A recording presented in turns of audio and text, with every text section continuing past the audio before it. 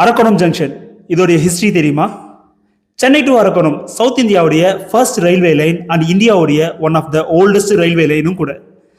1856 British காலகட்டத்தில் build பண்ணப்பட்ட இந்த ரயில்வே லைன் டிராவலுக்கானது கிடையாது. வேற சில முக்கியமான காரணங்களுக்காக இந்த ரயில்வே லைன் யூஸ் பண்ணப்பட்டிருக்கு. அதுல ஒரு சில விஷயங்களை நான் இப்போ ஷேர் பண்றேன். First point, military movement. பெங்களூர்ல இருந்து பிரிட்டிஷ் கண்டான்மெண்ட் ஆர்மி கேம்ப்ல இருந்து சோல்ஜர்ஸையும் வெப்பன்ஸையும் ஃபாஸ்டா மூவ் பண்ண இந்த ரயில்வே லைன் ஹெல்ப்ஃபுல்லா இருந்திருக்கு. Second, trade and revenue.